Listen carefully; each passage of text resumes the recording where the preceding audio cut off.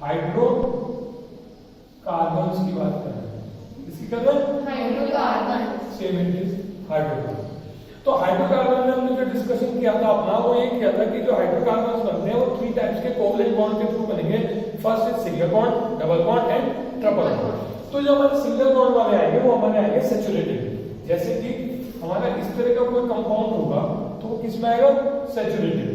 तो इसमें हाइड्रोकार्बन्स पूरे कर देते हैं। हाइड्रोकार्बन्स किन्हें बोलते हैं? जो कि ऐसा कंपाउंड जिसमें हाइड्रोजन और क्या हो? कार्बन हो।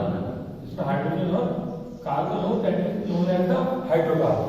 और ये जो सिंगल बॉन्ड वाले हाइड्रोकार्बन्स होंगे वो क्या कहलाते हैं? सैचुरेटेड। फिर बात करते हैं अनसैचुरेटेड की। तो अनसैचुरेटेड इस तरह से कुछ बनेंगे।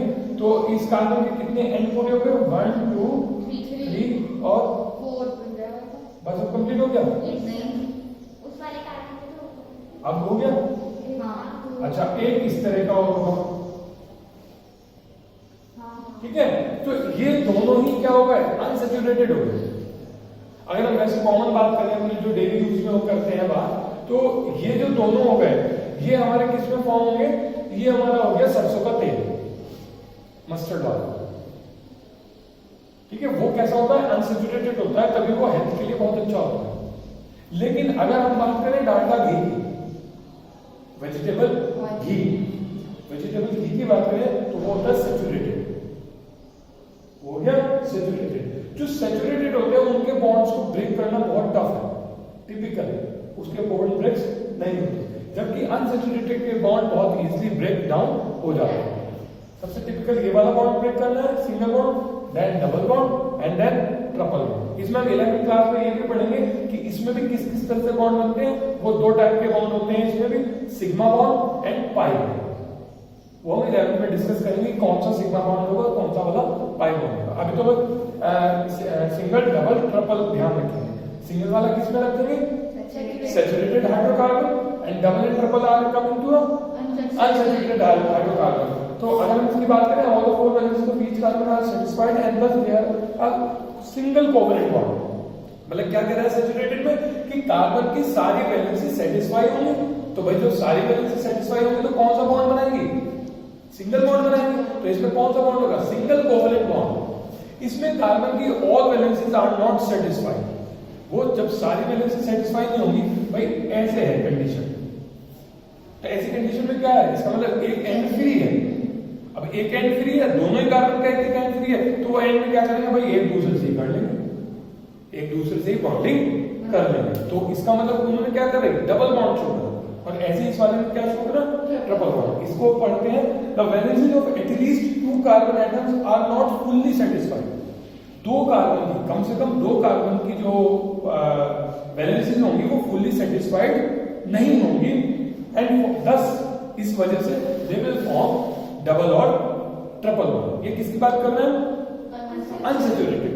फिर सेकंड पॉइंट देखते हैं, saturated hydrocarbons burns with blue flame because they contain more percentage of hydrogen less than percentage of carbon. Obvious सी बात है, ये कैसी फ्लेम देंगे हमें? ब्लू। एक बात अगर इसको भी कॉमन अगर मैं आपको बताऊं, तो कभी अगर आपने किचन में ध्यान दिया हो तो नया सिलेंडर लगता है, एलपीजी का नया सिलेंडर लगता है, तो उसकी फ्लेम बिल्कुल ब्लू होती है।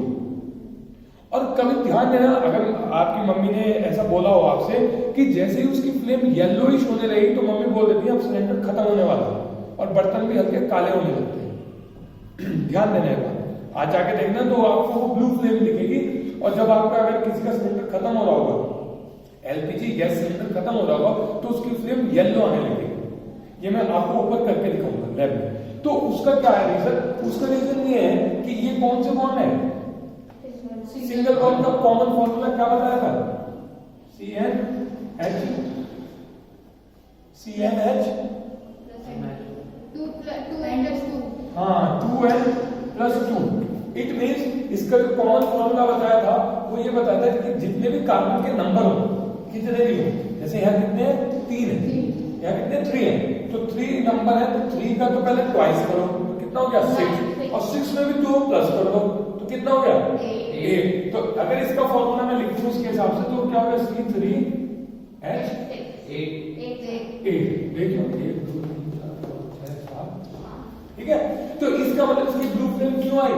क्योंकि इसमें कार्बन के रेस्पेक्ट में हाइड्रोजन के जो एटम्स है वो बहुत ज्यादा है, और हाइड्रोजन क्या है? फ्लेमेबल। हाइड्रोजन क्या है? ज्यादा फ्लेमेबल है, तो इसलिए इसकी फ्लेम कैसी आएगी? ब्लू। नहीं समझ में? ओके, अभी बताता हूँ। अब इसमें देखो, इसके अगर हम कॉमन फार्मूला लिखें तो इसका क्या बताया था? इसमें ये क्या लिखा? इक्वल टू का साइन बन रहा है, तो इक्वल टू का साइन का मतलब कि बस दो ट्वाइस करना। इसमें ट्रिपल बॉन्ड है तो इसमें क्या कर दो? तो इसमें क्या क्या कहना चाह रहा है? अगर इसकी बात करें हम तो कितने कार्बन है? 2। तो रख के देखते हैं।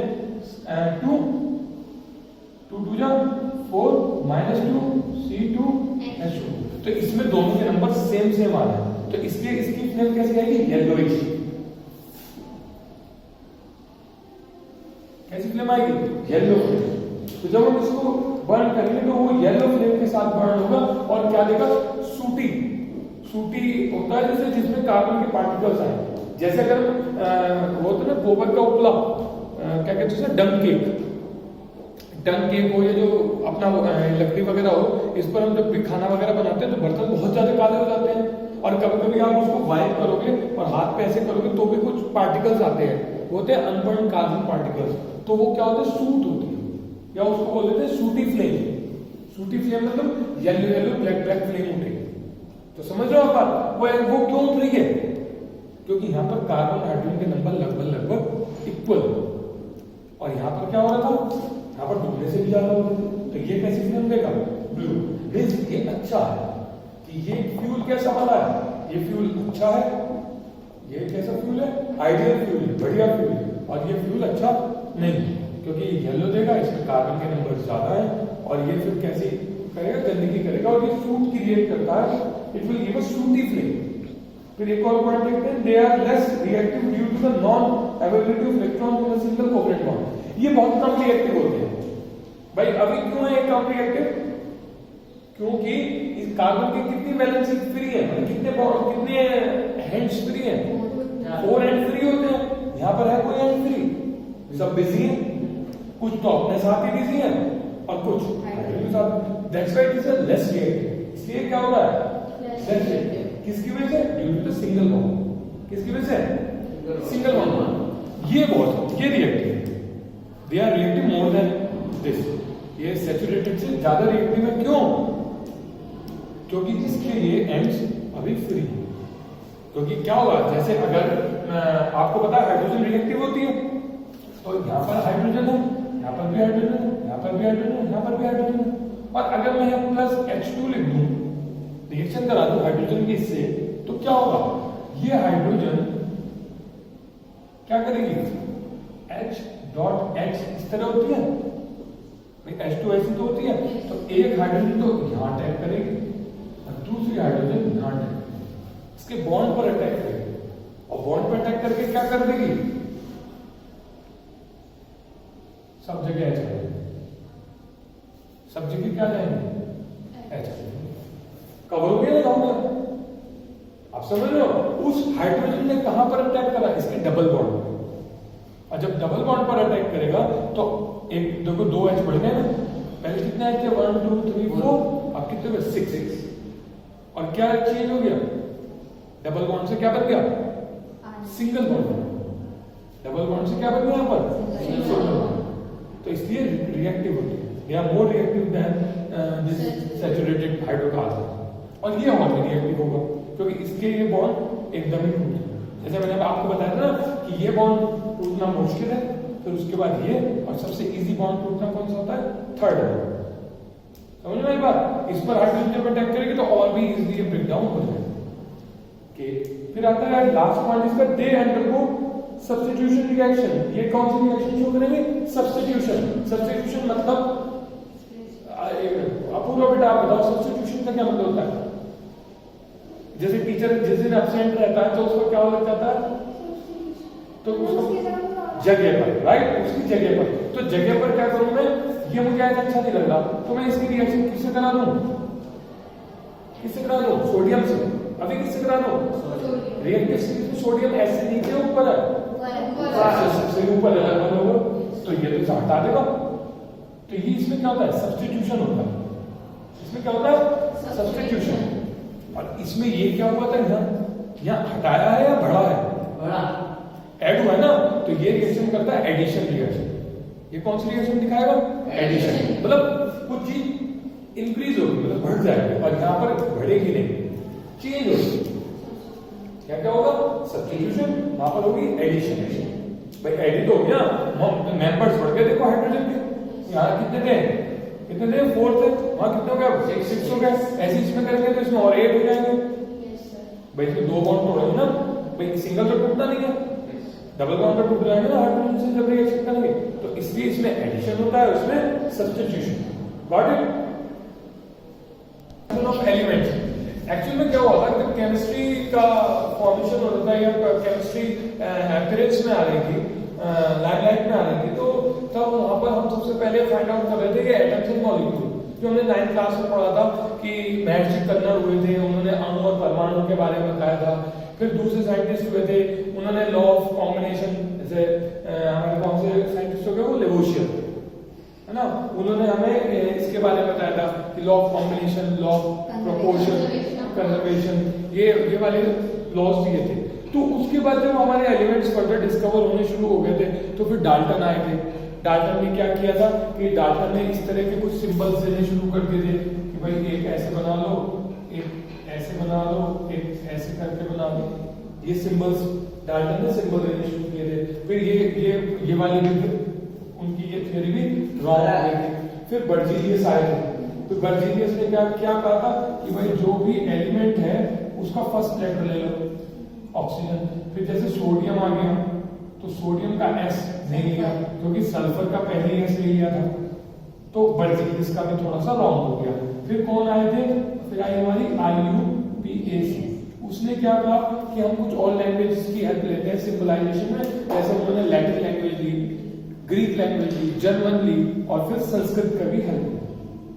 तो ऐसे करके जब ये हमारी एग्जिस्टेंस में आने लगी केमिस्ट्री, और बहुत सारे एलिमेंट्स की डिस्कवरी होने लगी, तो तब क्या हुआ, तब हमारे साइंटिस्ट को एक प्रॉब्लम आई, या उन्होंने ये सोचा कि अगर कोई न्यू स्टूडेंट होगा, या जो न्यू स्टडी करने के लिए होगा केमिस्ट्री की, या उसको केमिकल के बारे में जानना होगा, तो वो बेचारा कैसे करेगा।